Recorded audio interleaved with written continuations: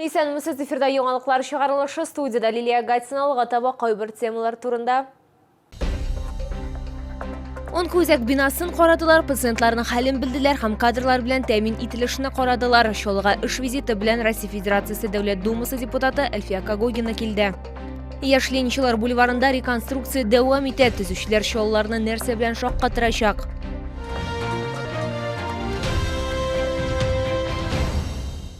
Соңгы тәүлектә Татарстанда яшәүче 46 кешедә COVID-19 диагнозы расланды. Шулда узган тәүлектә коронавирусның тагын 8 яңа очрагы теркәлде. Шулай итеп, 24 августка Татарстан буенча коронавирус белән авыруның барлыгы 25123 очрагы билгеле. Аларның 22054 терелгән, 40 узган тәүлектә. Шәһәр мэры Наил Мәгъдиев аппарат киңәшмәсе барышында вакцинацияның кирәк булуын билгеләп үтте, чөнки ул коронавирус белән авырмауда иң нәтиҗәле ысул. Исегезгә төшерәбез, COVID-19 вирусы һава тамчы юлы белән тапшырыла. Вирус таралуга ютәл, төшкерү һәм хәтта зарарланган кешенең гадәти сулышы да сәбәпче булырга мөмкин. Вирус сулышы кысылуына китереп чыгарырга мөмкин һәм өлкән яшьтәге кешеләр һәм риск төркеменә күрүчеләр өчен аеруча куркыныч. Вирус йоктыру бик җиңел, авыру белән янәшә булуда җитә. Шуңа күрә куркынычсызлык чараларын үтәү зарур. Алар арасында иң нәтиҗәлеләрнең берсе вакцинация. Наступает время приступить к учебе, к работе. КамАЗ выходит с корпоративного отпуска. Поэтому вопросы, связанные с вакцинацией, они остаются главными повестки дня. Мир другого пути не придумал. Кто бы как там, значит, публикации какие не обнародовал, разные точки зрения есть. Еще раз хочу сказать, что мы это дело на себе испытали.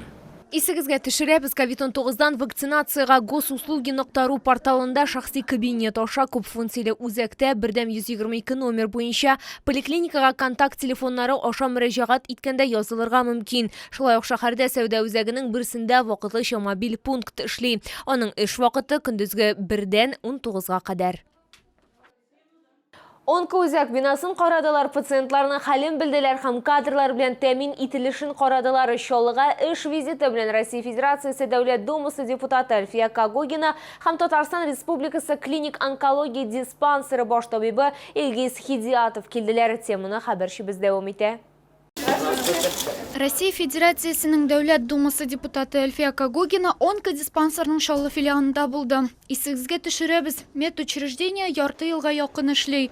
Әлфия Кагогина радиология һәм онкология бүлекләрендә булып, медицина җиһазлары белән танышты. У нас сейчас 21 пациентов уже прошли лечение на этом. То есть мы сейчас анализируем данные, еще накапливаем дополнительный опыт. И это нужно будет уже, когда у нас большее количество пациентов, мы все это проанализируем и уже сделаем в виде доклада. Көн сайын филиал хезмәткәрләре 900-гә якын пациентны кабул итә. Медицина учреждениесе заманча техника белән җиһазландырылган. Өр-яңа компьютер томографлары, монографлар, МРТ һәм рентген аппаратлары. Это аналог радионожа. За 3-5 курсов сеансов, значит, выжигается опухоль. До этого эти пациенты ездили в федеральные центры, в головном учреждении, часть проводилась, а сейчас это доступно и здесь, в Набережных Челнах. А молодые специалисты, я смотрю, наши челнинские? Они теперь уже наши челнинские. Наши челнинские. Әлфия Кагогина эшче кадрлар белән дә кызыксынды. Чөнки онкоүзәк хәзерге вакытта зур булмаган авырлык белән эшли. Я думаю, что для молодых специалистов это очень хорошая еще основа для роста, потому что ведь нужно работать, нужно оборудование, да, они могут научную деятельность вести, так ведь исследовательскую деятельность. Думаю, что интересная работа. Здравствуйте. Можно мы к вам? Әлфия Кагогина пациентларның хәлен дә белде.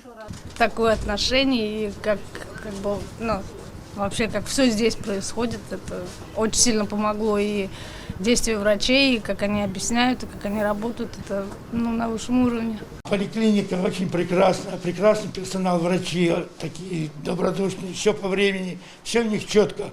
Я вот прошел здесь курс лечения 1,5 месяца, я очень доволен, все очень четко, чисто, молодцы. Россия Федерациясы Дәүләт Думасы депутаты Әлфия Кагогинаның һәм Татарстан Республика клиник онкология диспансеры баш табибы Илкис Хидиятовның эш визиты беренче ярты еллык эшчәнлеккә йомгак ясау белән тәмамланды. Шул ук медицина советында ашыгыч медицина ярдәме хезмәте һәм онкоүзәк янында кардиология диспансерының төзелеше турында мәсьәләләр каралды. Розалия Фәхретдинова, Лилия Гатина, Ленар Султанов, яңалыклар. Яш Ленинчылар бульварын реконструкцияләү эшләре ахырына якынлаша, уен элементлары һәм кече архитектура формалары урнаштырылган инде. Шулай ук бульварның төп үзенчелеге кыр фонтан төзелеше тәмамланып килә. Яңартылган урынның нинди булачагы турында хәбәрчебез сөйләячәк.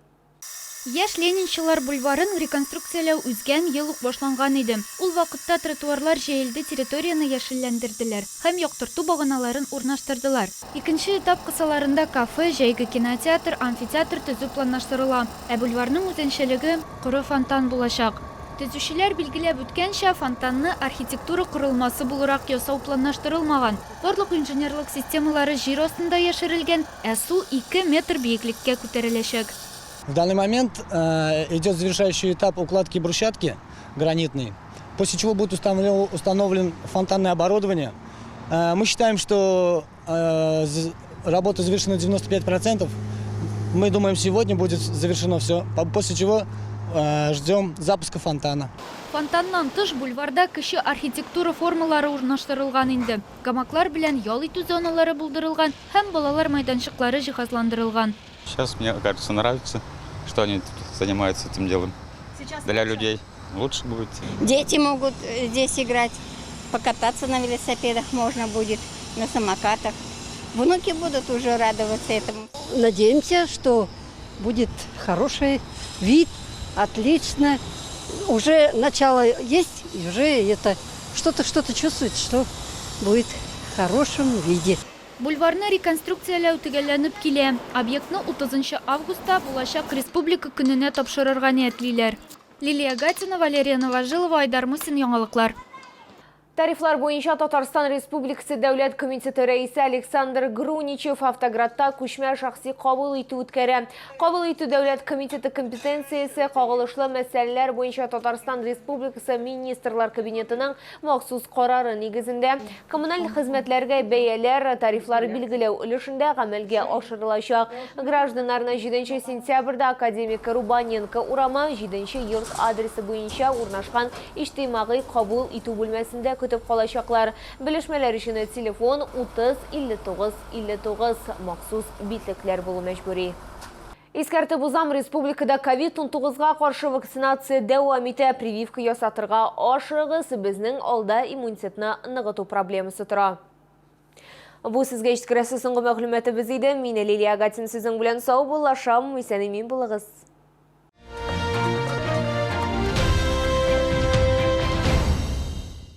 Аттестованная и аккредитованная лаборатория ООО «Аттестационный пункт «Надежность» проводит механические испытания, металлографический и химический анализ металла, определение марки стали. Телефон 70 76 20.